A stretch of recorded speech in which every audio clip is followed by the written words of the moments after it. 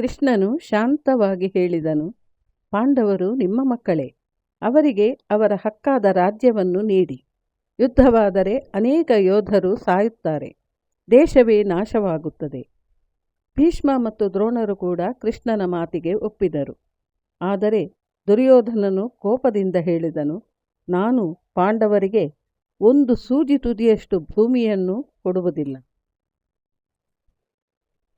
ದುರ್ಯೋಧನನ ಗುಪ್ತ ಯೋಜನೆಯ ಪ್ರಕಾರ ಸಭೆ ಮುಗಿದ ನಂತರ ದುರ್ಯೋಧನನು ತನ್ನ ಸ್ನೇಹಿತರಾದ ಕರ್ಣ, ದುಶ್ಯಾಸನ ಮತ್ತು ಶಕುನಿಯೊಂದಿಗೆ ಒಂದು ಗುಪ್ತ ಯೋಜನೆಯನ್ನು ಹಾಕಿದನು. ಅವನು ಹೇಳಿದನು, ಕೃಷ್ಣನು ಪಾಂಡವರ ಶಕ್ತಿ. ಅವನನ್ನು ಈಗಲೇ ಬಂಧಿಸಿದರೆ ಪಾಂಡವರು ದುರ್ಬಲರಾಗುತ್ತಾರೆ ಎಂದು ಅವರು ಕೃಷ್ಣನನ್ನು ಸಭೆಯಲ್ಲಿಯೇ ಬಂಧಿಸಲು ಯೋಚಿಸಿದರು. ದುರ್ಯೋಧನನ ಸೈನಿಕರು ಕೃಷ್ಣನನ್ನು ಬಂಧಿಸಲು ಮುಂದೆ ಬಂದಾಗ ಕೃಷ್ಣನು ಮೃದುವಾಗಿ ನಕ್ಕನು. ಅನಂತರ ತನ್ನ ದಿವ್ಯ ವಿಶ್ವರೂಪವನ್ನು ತೋರಿಸಿದನು. ಆ ಕ್ಷಣದಲ್ಲಿ ಸಭೆಯಲ್ಲಿದ್ದ ಎಲ್ಲರೂ ಅದ್ಭುತ ದೃಶ್ಯವನ್ನು ಕಂಡರು. ಕೃಷ್ಣನ ದೇಹದಿಂದ ಅಗ್ನಿ, ಸೂರ್ಯ, ಚಂದ್ರಪ್ರಭೆಗಳು ಹೊರಬರುತ್ತಿದ್ದವು. ಅವನ ದೇಹದಲ್ಲಿ ಎಲ್ಲ ಲೋಕಗಳು ಕಾಣುತ್ತಿದ್ದವು. ದೇವತೆಗಳು, ಋಷಿಗಳು ಅವನೊಳಗೆ ಕಾಣಿಸುತ್ತಿದ್ದರು. ಭೀಷ್ಮ, ದ್ರೋಣ ಮತ್ತು ವಿದುರರು ಭಕ್ತಿಯಿಂದ ಕೈಮುಗಿದು ನಮಸ್ಕರಿಸಿದರು. ಧೃತರಾಷ್ಟ್ರನು ಅಂಧನಾಗಿದ್ದರಿಂದ ಅವನು ಕೃಷ್ಣನನ್ನು ಕೇಳಿದನು, ನನಗೆ ಕ್ಷಣಕಾಲ ದೃಷ್ಟಿಯನ್ನು ಕೊಡು, ನಾನು ನಿನ್ನ ದಿವ್ಯ ರೂಪವನ್ನು ನೋಡಬೇಕು.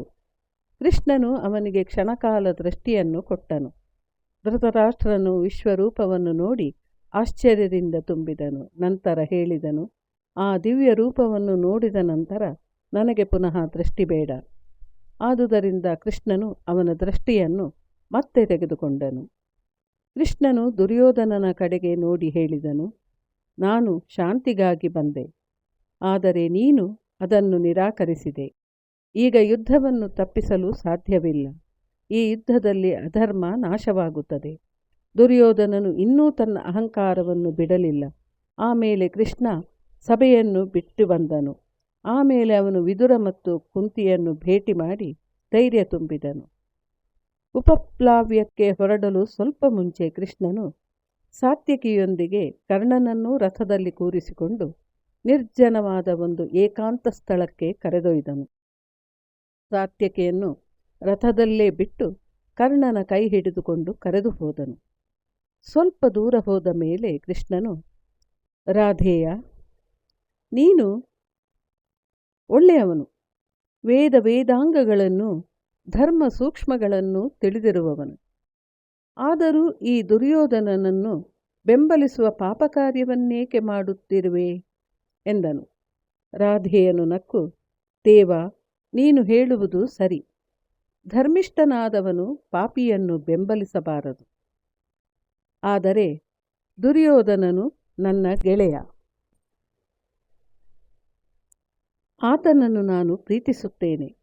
ನಾನು ಸೂತಪುತ್ರನಾಗಿದ್ದರಿಂದ ಲೋಕವು ನನ್ನನ್ನು ತಿರಸ್ಕಾರದಿಂದ ನೋಡುವುದು.